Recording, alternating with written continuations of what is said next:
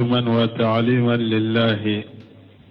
وعن عبد الله بن عمرو بن العاص رضي الله عنهما قال: سمعت رسول الله صلى الله عليه وسلم يقول: إن الله لا يقبض العلم انتزاعا ينتزعه من الناس، ولكن يقبض العلم بقبض العلماء، حتى إذا لم يبق عالما اتخذ الناس رؤوسا جهالا فسئلوا فأفتوا بغير علم فضلوا وأضلوا. متفق عليه. بسم الله الرحمن الرحيم، والصلاة والسلام على نبينا محمد وعلى آله وأصحابه وسلم تسليما كثيرا. سبحانك لا علم لنا إلا ما علمتنا إنك أنت العليم الحكيم. أستغفر الله الذي لا إله إلا هو الحي القيوم وأتوب إليه. اللهم انفعنا بما علمتنا وعلمنا ما ينفعنا وزدنا علما. biye tarata suye hijriya bakele ani kemenani ani binani ani wolonfula shahru rabiul awwal minye hijra sankalo sabana bisunye otani konontonai miladi nasaro kajate bafulani mugani duru sankalo konontona bisunye o konontonai. ambe dawra bu masjid rajjahu ambo kono darasube al-hafiz an-nawawi aka kitabu kono riyadu salihin bonda minna ko doni fasamantiya alakama anika doni di alakama anya hadisa chama nteme ala ni hadisa ye bonda inka hadisa labai. وعن عبد الله بن عمرو بن العاص رضي الله عنهما حديث من عبد الله بن عمرو بن العاص ملك جيكبو فلا بما قال: سمعت رسول الله صلى الله عليه وسلم يقول: أقوال يا مي ألك تشيدما ألك تنونا كشباكا تشيدم بافو: إن الله لا يقبل العلم انتزاعا ينتزعه من الناس. ko alate doni mina ni fosiliye na ba fosi kabo mo bolo na cogo dola yantajimuhu min sudurin nas. alate doni mina ni fosiliye na ba afosi kabo mo dusukun kono doni temina ni o cogoye na labai doni mina mugawla ata mina ni o cogoye. walakin yaqbidu al-ilma bi qabdi al-ulama. me ala be doni mina cogo jumanna abe doni mina ni doni ke bagaw fatuli de doni ke bagaw minali doni ke bagaw fatuli o de be ke sababu ye ka doni bodugo koloka. hatta ija lam yubqi aliman doni ke bago be fatu o doni ke bagate to dugu koloka. ittagaja nasu ru'usa juhala no kera mogo be jahilu mina kuke nyemawi fasuilu ube jahilu nunu nyininka faftawu bi ghairi ilm. jahilun nunu fana be mɔgɔw jaabi k'a sɔrɔ dɔɔni t'u bolo fa dallu o jahilu olu yɛrɛ filila wa dallu u be mɔgɔw fana fili. muntafaqu alayhi hadisa bukhari muslim bɛnna kan asarahu nan do na ibnu usaymin ka sarahu la rahimahullah ako saqa al muallif الحافظ النووي رحمه الله تعالى في باب فضل العلم التعلم وتعليم لله. ako wallahi baga min yettangali kila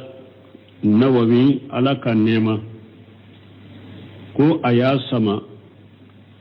doni fasamantiya ani doni dili fasamantiya ala kama alaye ka dini alaye aya fo bonda kono hadisa abdullahi ibn amri ibn ash radiyallahu anhuma aye abdullahi ibn amri ibn ash ka hadisa fo kono lakaje kabu fula bema anna an-nabiy sallallahu alayhi wa sallam qala abdullahi ibn amri ibn ash ko alaka cide alaka taruna kishibaka ko inna allah la yaqbidu al-ilma intiza min suduri rijal ko alake doni mina ka foshi ka bo cewu dusukun kono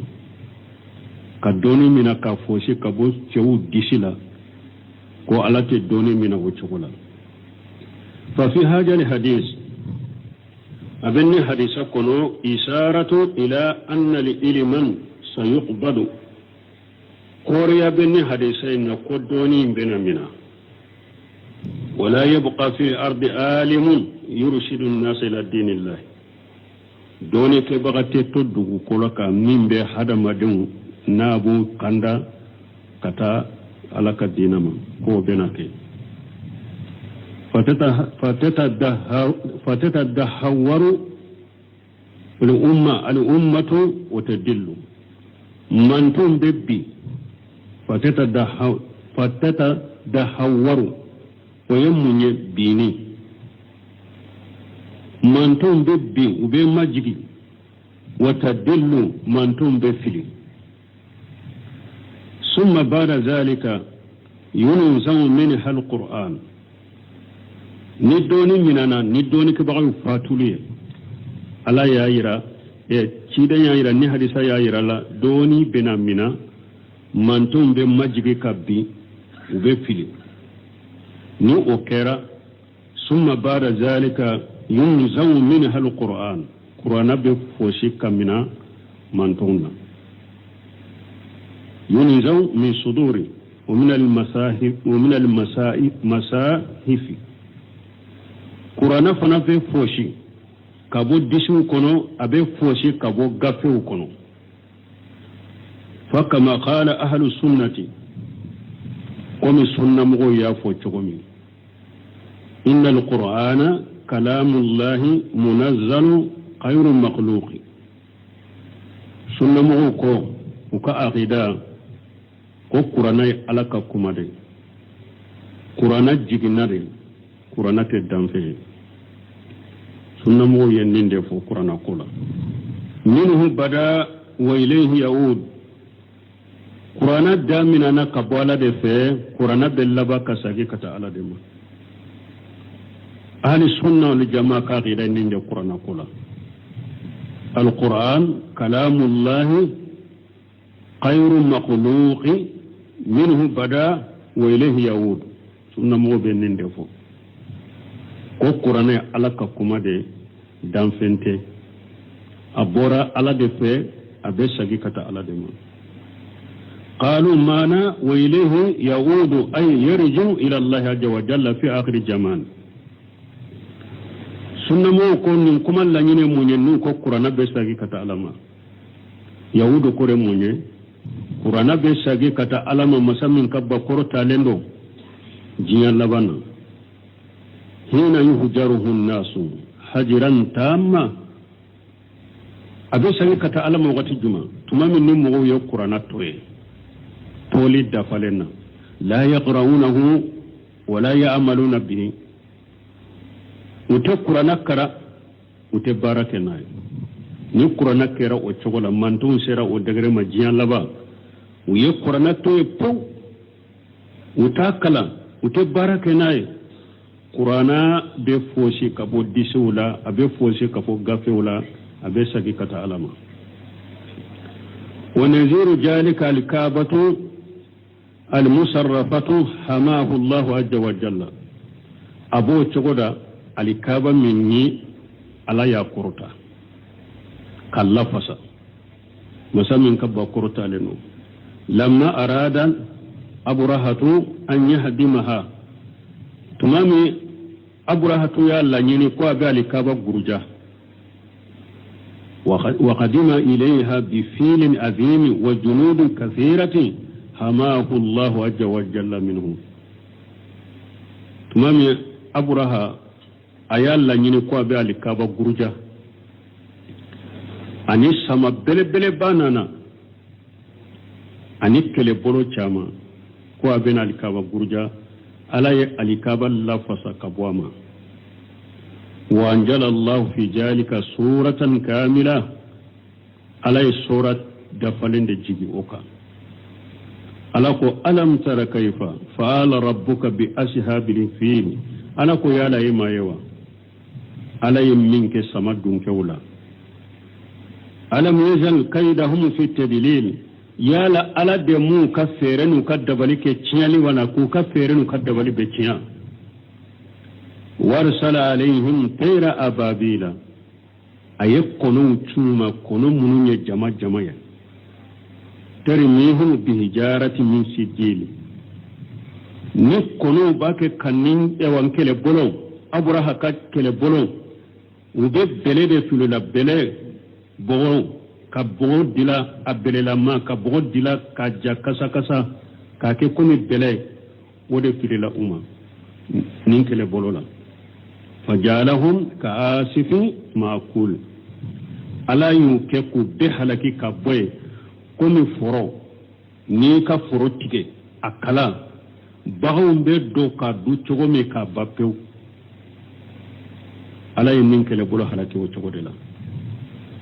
قوله تعالى تير أبابيل طيور أرسلها الله عز وجل ني ألا كو تير أبابيل كنو ديدو ني ألا يوچي أبابيل يعني جماعات بابيل كريموني جماعات كونو چامن ددو كونو چامن ددو متفرقة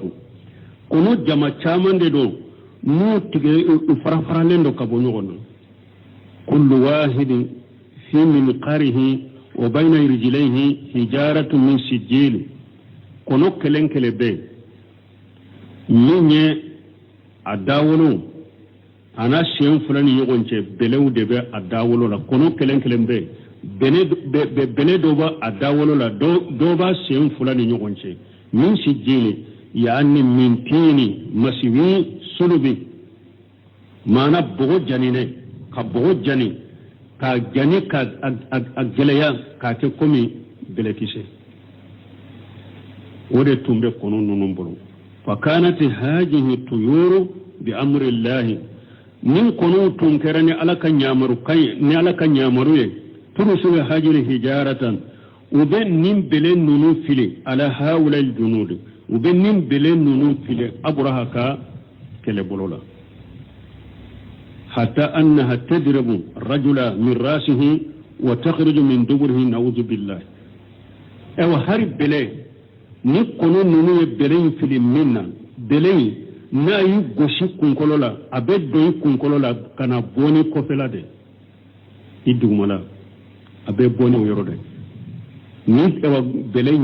i gosi kunkolo la a bɛ don i farikolo la ka na bɔ ni banakɔta bɔ yɔrɔ de ka bɔ ni dugumala de na'udhu billahi n bɛ ala tanga ɲɛna ala kan kisi a ma hatta ja'alahum ka'asifin ma'kulin yaani ka'asifin jar'i الذي أكلته البهائم ألا يبه لك كونكي فرو أكلا بغاوم با بدو كبا چغمي كاري كاري كادو كبا چغمي ألا يهلك وچغو دلا أبي كومي سنكي فرو أكلا بغاوم با دو چغمي وغتلت بعضه ببعض ni bagaawum ba be kari kari na be ñagambe ñogonna awa nonu fana halakira wucugo dela lakin fi akhir zaman ni yede wakati foro kon bunu semini yere bina fo cugo mi alay alikabata kolosi ka lafasa tumami aburaha ko bena awa agurja alay aburaha na ka kele bolo halaki akom me jiya laba ija ahtaka nasu hurmata hadal bait la hurma min be alikabala mu mo yo ciya jiya laba ina waksaru fihi min al maashi وي على سوسو تشايا الكابا كرو اني الكابا كرو وغير ذلك انو ناني غنو مما يؤدي امتهانا لحرمته صلى الله عليه ورجل من الحبسه جيا لبا ني موي الكابا لا حرمتيا ka ala soso akono ano na nyona fimo fembe jate dogoyale nu uyo ke alikaba la kalikaba dogoya kala hurma ko boye ka dogoya sallallahu alaihim rajula sallallahu alaihim rajula ala be chedo gulula min al habasati cheyimbe bo habasa ichopi abu ajal kashiran abu aja ce a gelengalawun kammise kashiran a yere kasu ce surmani do gelengalawun kammise o ce sugu de bebo habasa kabo ichopi fayani qudha hajaran hajara abin ali kaba gurja kaba kuru ka kaba kuru kelen bo aba gurja o chugula yati ilayhi bi junudi awannin tayin fana ne kele bolo fana na ka jama de bena fayin quduha yahdimuha abi alkaba gurja hajaran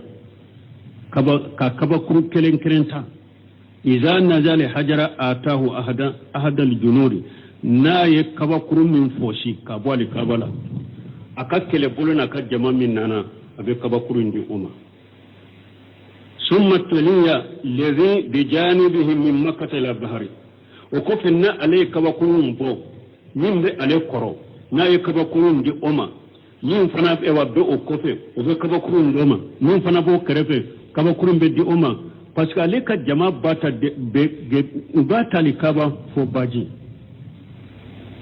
o bo kaba kurun kelen di nyoma fo kata fili baji la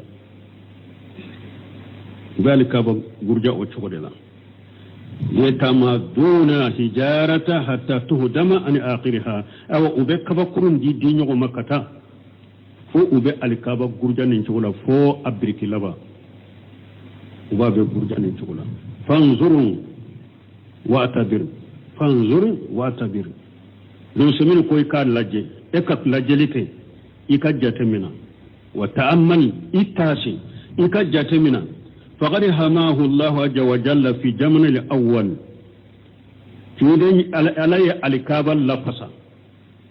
جيا وقت فلولا أي الكابا لفظا من أولئك الكفرة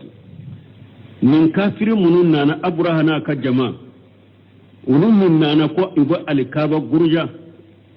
علي الكابا لفظا كبو علما لأنه يعلم أنه سيبأس فيها رسولا ينقل الناس من الدلال والجلم والشرك إلى الهدى والعدل والتوحيد جاء دامنا وغتي على أن الكاب الله فصل كابون كافر مالك أبرهنا كجماعة بس على بعضه كون نبي نما تشيدم بنا تشيدم من بهذا مدوم بوفيلا أني دبي أني تونيالي أني شركو kata kandama ani tilenya ani tauhidi ala ya do obenake wala ayali kabal la fasaka bo kafirin nonoma wakati folola umasheka gurja parce que ala bado ciden do bena ciden min bi hada madum bo tawa filila ka hada madum bo dibila ko bo shirkula kata kandama kuta kabo hada madum takabo filila abu takabo dibila abu takabo shirkula kata kandama ani tilenya ani tauhidi wala ko sala aya Allah fasa wakati folo amma fi akhir zaman me jinalaba indama yantahiku nasu hadhihi alhurmata me jinalaba ni wakati min mugoye alikaba la hurma nuwo chiya fa inna Allah yusallitu alaiha bihikmatihi man yahdimuha ala be mogoci ni ala yere ka kodo na ka hikmaye abe mogodo ci alikaba ma min be ta alikaba gurja wala ahada yaqulu shay'a no ce nana alikaba gurja la mo site foifo mo te foi mo site no be fenfo wala ahada yu'aridu haja rajula mo site min be bala min nince na alikaba ce foite fo ala ba ciyama bena gurja foyte foye mu wasite balamini ani alikaba ce wallahu azza wa jalla bi hikmatihi ala masamin ka bakurtale naka kodonye yumakkinuhum min jalika aben nince aben nin shekaye aben ninke alikaba gurja wa kajalika alquran abo cego kelena qur'ana fana alquran alkarim yantazu min suduri wa min almasahifi abo cego kelena qur'ana fana jiyalaba abe foshi kabo gishula abe foshi kabo gafewula wa yurfa ila rabbi azza wa jalla qur'ana be korta kata alama masamin kabba korta leno li'annahu kalamuhu parce que ala de ka kumado minhu bada qur'ana bora ala de fe damina ka bo ala de fe wa ilayhi yauda be sagi kata ala de ma al ilmu aida awa doni fana tuguni la yuntazaw min sudur rijali doni fana ala ta foshi ka bo mo disila de lakinnahu yughbadu bi mawt al ulama me doni be mina ni doni ke bawo fatulude yado qur'ana ale be foshi kabo disiwula abe foshi kabo gafewula ali kaba fana jiyan laba abe gurja kaboy bo doni fana be mina me doni te foshi kabo disiwula de doni be mina ni doni ke bawo fatulude ya mutul ulama alladhina hum ulama haqiqatan doni ke bawo de besa mun ye doni ke bawo haqiqan ye ulu de besa ولا يبقى عالم دونك بغتته فيتخذ الناس رؤوسا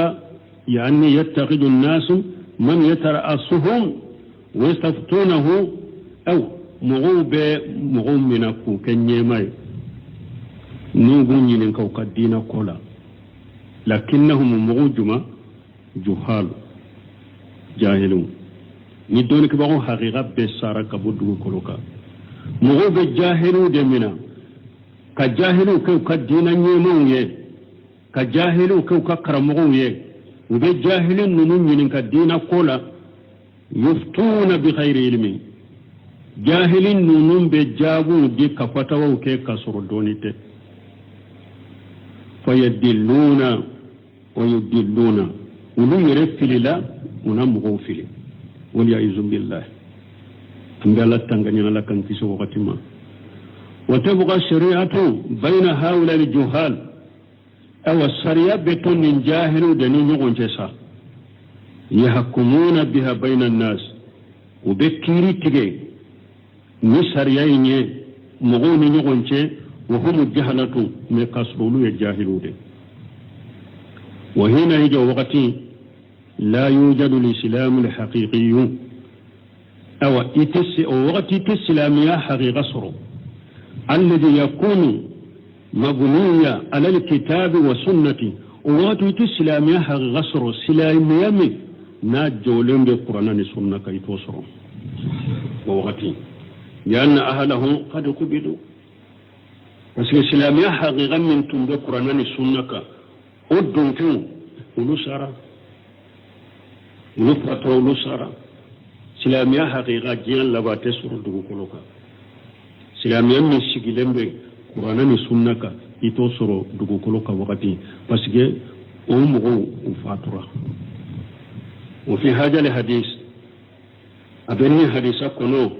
حسن لا سولي والتأكيد على طلب العلم أنك جليانك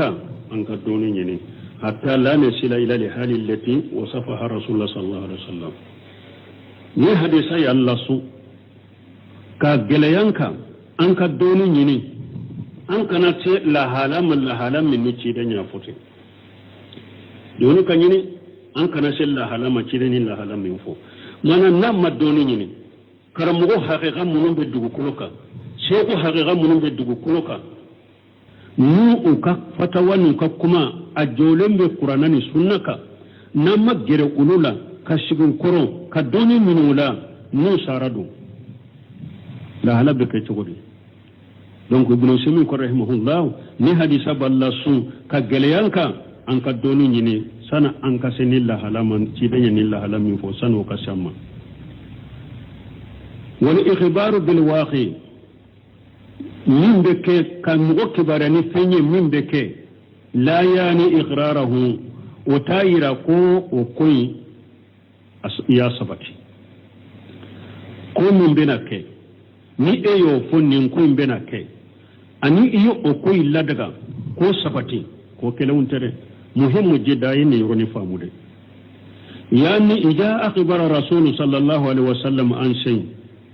ni tire nyan kibariya ka be fon ka bo fendola laysa ma'anahu annahu yuqirruhu ul la nyini te ko tire nyo ko sabati da wa yasmahu fihi ube tire nyen no yaddi okoma ko kakede كما أخبر عليه الصلاة والسلام وأقسم كم تشيدن ينكبر يتوم لك تنونا كسبك أكل لك أقول لا تتبعون سنن من كان قبلكم سيدنك والله أبنا تقومك السرقو مغمون تمنا أوني يعني لا تركبون طرق من كان قبلكم أبنا مغوك السرقة مغمون تمنا أوني قالوا اليهود والنصارى وكتير وهي يهودان النصارى قال النام سيدنكم اليهود والنصارى أقول يهودان النصارى أبنا تبوك سروكم فأخبر أن هذه الأمة سوف ترتكب ما كان له اليهود والنصارى سيدن ينكبر يا كل من تون بنا كوكي يهودان النصارى بمنك كل من تون بنا كوكي ونغنوكي إخبار تحذير لا إخبار تغيير وإباحة تيرن ين كباريا لمن فلنني بليلي دو كباريا لمن كروتي كوي سبتو بكالا دغادي يالا نتيدن كو أبنا تغو يهودا وكشراكو كما بحديث الله تغمي سبريا كلي نونغو هاري ندونا كوردنا كونو أبي دون نوفي يالا ewa kuma illa nyini yado chide nyalla daga nka tugu korea la nyini tawayo kibare ali min fulani nye baga lidero kam baga kabu ka tugu nyama kam bani yahudani nasara tugu nyama ne la nyini te ni chide nya sabatambolo kala daga nye kwanka tugu yahudani nasara ko fayazimu anna alama alfaraqa musaminu ka wajib lay banka anka difference do بين ما يخبر به الرسول صلى الله عليه وسلم مقررا له ومثبتا له وما يخبر به مهجر عنه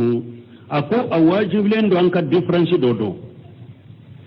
ويتشيدن ينكي براني فمني كو اوا او سبتاني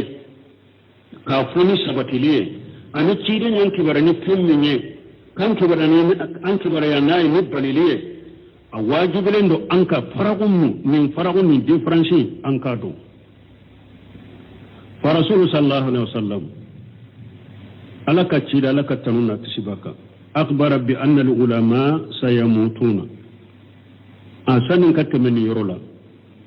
ikon nin ka famu ko sobe na fa bala parce que karamugo do tumami cide sallallahu alaihi wasallam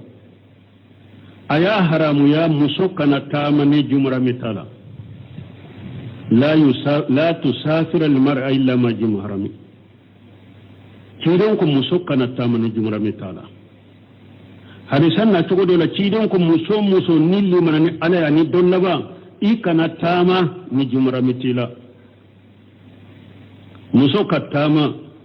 mu ya sabati fimu fe kon ni tama de ate daga musoka ke ni jumra mitala o tama beke ni sena tama de o tama beke ni daba de kayele dewa sode ka ube nyameu o tama beke sawa abeke mobile de kono o tama beke sa abio de kono ciden ko musoka na tama ni jumra mitala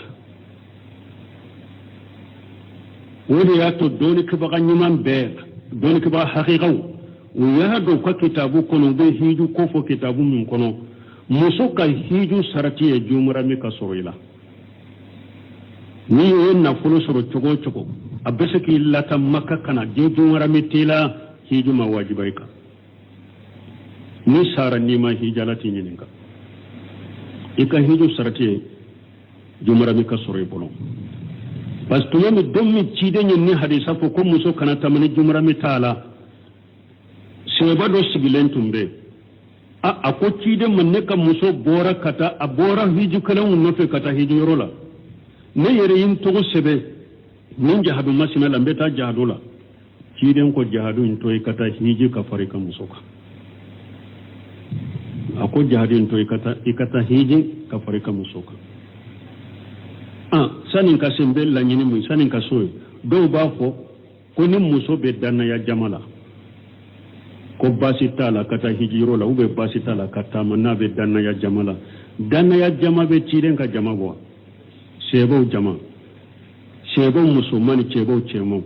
danna ya jama bo ko ciden yin ko sebo de yala ya faraka wa ko jama min danna ya jama ya ayo faraka ciden mu faraka akwa kana tamare ni jumra metala ka sage fana ka fo fana nin ko ne ka muso bora hiju kelaw fe men ne yere to se be jarula ko jahadu to kata hiji ka fare ka muso ka de labete men ka dana ya jama har na ya sur ko maliki ya fu be abe maliki ka majabi de la ewa ciden kelem tawde ta kataw ciden de masumu imamu na maliki yere yofo ka to ciden ka misrila abe der sudde ako hadamade be ambi ka kuma do min ambi ka kuma do sagema fonin kaburu tigi aya bolon ko nye ci ciden ka kaburuma ako doronde ciden doronde ka kuma bebe mina ako suru mo to ikera togo ika kuma do be mina ika kuma do be bira awa maliki ko tuguni awa akon ka hakilina mbe hakilina muno fo dina kola ayo laje ninka hakilina minni qur'ana ni sunna ye nyogonta ayo ta ka barake nay ninka hakilina minni qur'ana ye sunna ye nyogon bila ayo bila imam na malik ko tuguni awa akonye hadamade ne hadamade de mbe sawaba soro yoro dola mbe kata yoro dola ne hadamade de donc ayenka hakilina ulaje nka hakilina minni qur'ana ye sunna benna ko mina ninka hakilina minni qur'ana ye sunna ye nyogon bila ko toy donc mo kana ta dilo yoro la ko maliki kote do o yoro la ni ya ke ewa qiyama imam maliki no mina de maliki majhabi mo tiye de ni maliki majhabi kam mo yiye ni ko nani qur'an ni sunna e nyogom bila ibo bila de wode majhabi maliki kam majhabi ni e ko ne kam majhabi kote de delila yenen ko fe bolo qur'an ni sunna la ibanna ko mina ko majhabi kote de ayite majhabu la ko ibi yere nindi woni shaytan de bolo malika majhabi toye malika majhabi o qur'an ni sunna de akon ni minni aka majhabi ni mi yoro mi no be nade akota mi aka majhabi no yoro mi mabbe qur'an ni sunna ko ayo bila de wota le ka majhabi ko ibi yere de ka majhabi kawla ninka famu nambora o yoro la akramo dobu kanto jamana kono ya ko ciden ko jiyan laba ko muso dobe muso tama de muso kelembe bo sana'ana kata hadara mauti ko ate sira foye ko ciden ko muso kelembe bo sana'a kata hadara mauti ye manu ka dugu de do ko ciden ko muso kelen o useminu ko de fam ciden yo kebariya min be ke jiyan laba ayo de fuye ani ciden ya ladaga muso kelen ka tama yo kelenya ne yoro ni famu de ciden mo funi ka koko ladaga ka sabati de ayo fo de ko jiyan laban ka ko do bena aya funi ode donc ani ciden o sabati o kelawte ko hadisa dola ciden ko la yatiyanna lan nasi jaman la yatiyanna hadisa mba manafo ciden ko le kam mantun مغوب سرولا يستهلون الهراء والحريرة والمآجفة أقول وقت بنا لك منتون لا مغوب سرا لك منتون لا يستهلون الهراء والحريرة وبيجين يلا دغا وبحريرة فيني دوني لا دغا والقمر وبدل من لا دغا والمآجفة أن يفولين فيهم وغسلين كيلوكي ugo la daga yala o ba yirawa ko deni yalla daga o ba yira ko dolo daga o ba yira ko foli daga rawa jiyan laban kibariya min bena ke ci dan yode fo ani cide nyu sabati ko ladaga ko kelewuntere wala ni yoro fana la ka fam cide nyi jiyan laban ka kode de fo ko muso kelembe bo jiyan laba wakati do bena muso kelembe bo hadara mote kata sana te sirafu ye ni alate ani cide nya ladaga muso kelen ka tama akatta ewa muso ka tama ni juramitila o ye kelenyewa yo hari o hadisa yire ni mo wonni ye delila ko famu ni ba fe ka delata o hadisa la ni ba ko de muso ka tama ni ewa har jumara mitila kelen ka tama penta la parce que ciden ko mo kelen be na tama wotewa ni ba ko de mo kelen be se ka tama ibe se ko fo yoro de la ni mo min ko mo kelen tama mani iba fo ay na ya suru ni hadisa ni be se ka della ke na yoro la na ya suru be sabati ka della ke na ni mo do ko de atet daga mo kelen ka tama iba fo ay ciden ko jiyan laba muso kelen be bo hadara mauti abe bo sana beta hadara mauti donc la mo kelen be se ka tama me se ka jumara mi ko de foraya ka soro fana nya fo chogomi ciden yo hadisa yin fo jiyan laba ko min bena ke ayode fo ani kala daga muso kelen ka tama ube kala daga muso ka tama jumara mita ani juramite ko kelewunte o difference don siminu fuleki hakli jigo de la ya akwa wajibilen banna a wajibilen banka an ka faragu min be nonu ni nyogonce an ko do fa rasul sallallahu alaihi wasallam ala ka tira la ka tanuna kisibaka akhbara bi anna al ulama sayamutuna kiren yan kibariya ko doni kibago benasa wa yanni zalika an nahrisa hatta la yudrikna haja al waqt alladhi yamutu fihi al ulama la yumunye kire ayan kibariya de kallasu yani zalika an nahrisa an kallasu an ka korto kallasu kata doni nyinini kalamma hatta la yudrikna haja al waqt alladhi yamutu bihi al ulama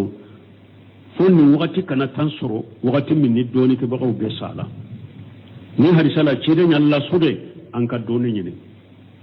sani ni waqti nyona kan soro ni doni kibago be sa ni jahilu be to dugu koloka wala yabqa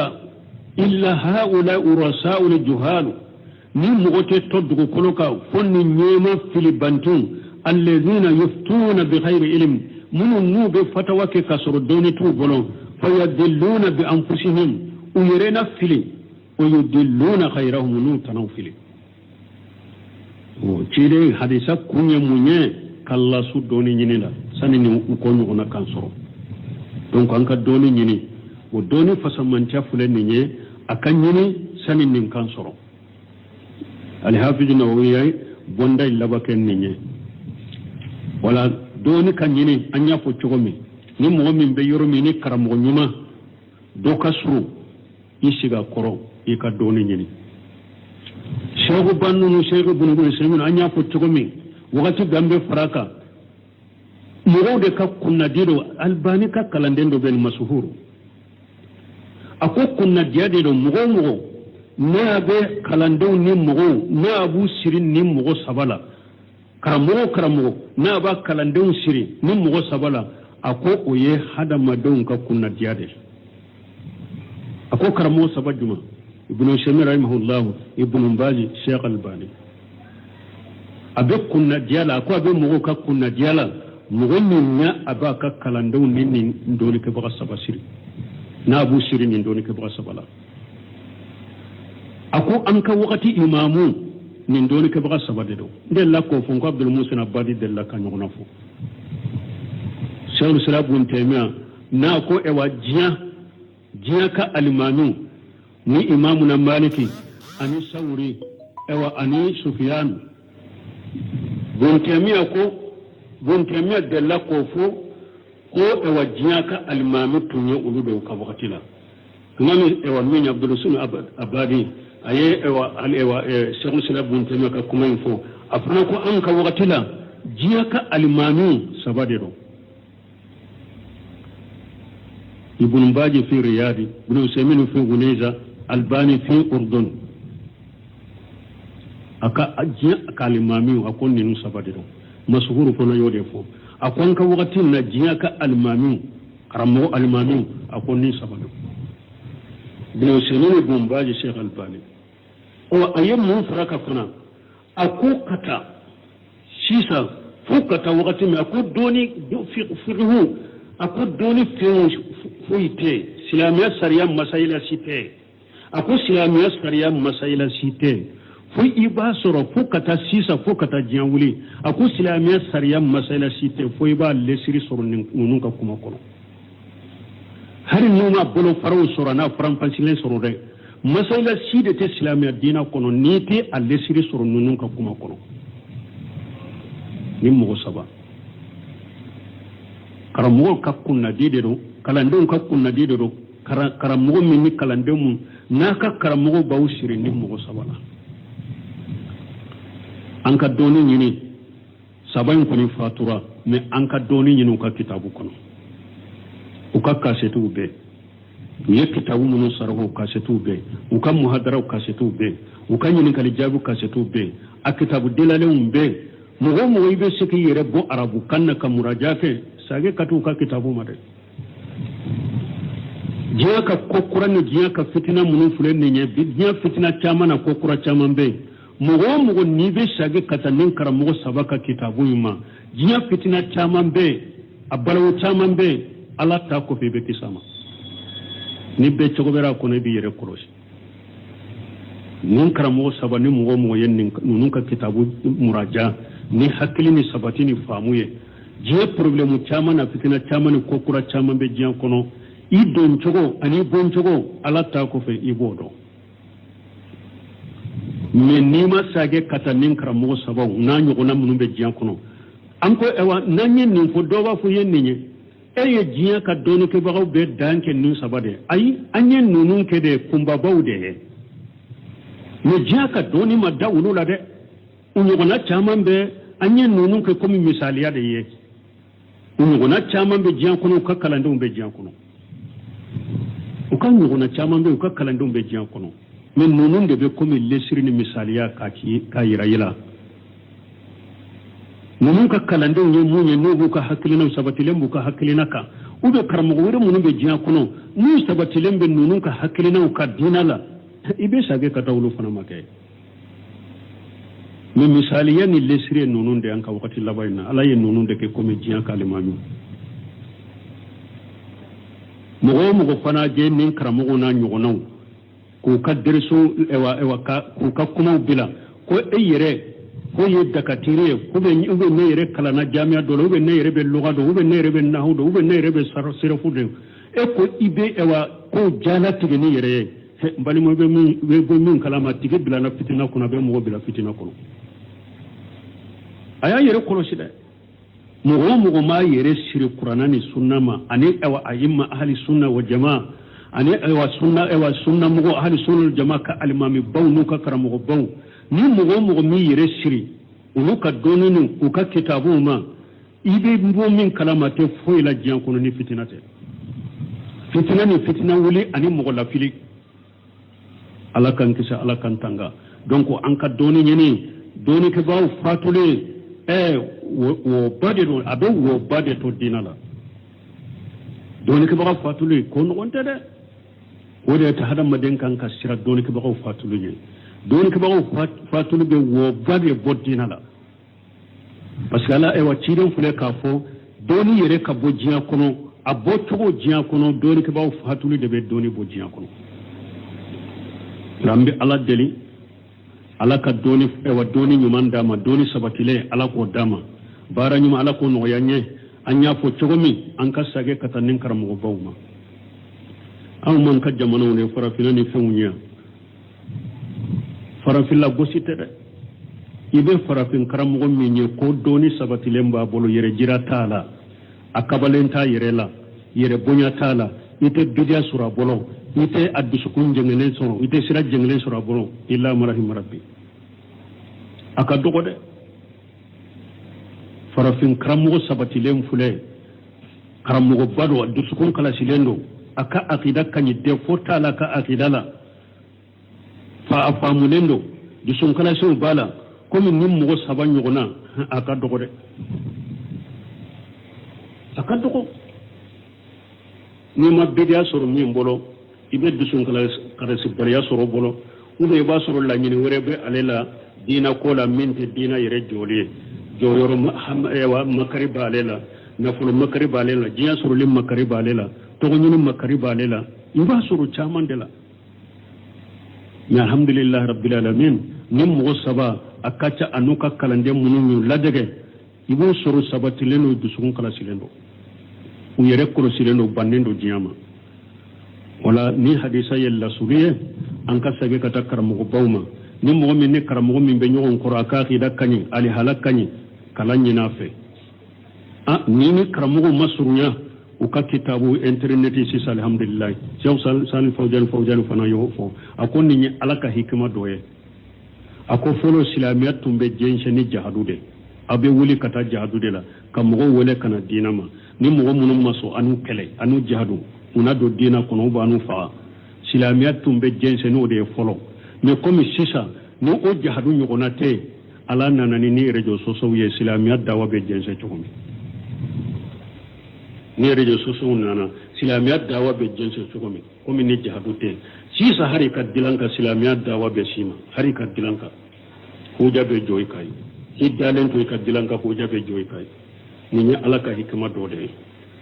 ni ala aya kanye ni wakati labana اللهم إنا نسألك علما نافعا وعملا صالحا ورزقا طيبا واسعا سبحانك اللهم ربنا وبحمدك أشهد أن لا إله إلا أنت أستغفرك وأتوب إليك. باب رياض الصالحين باب فضل العلم تعلما وتعليما لله. وعن عبد الله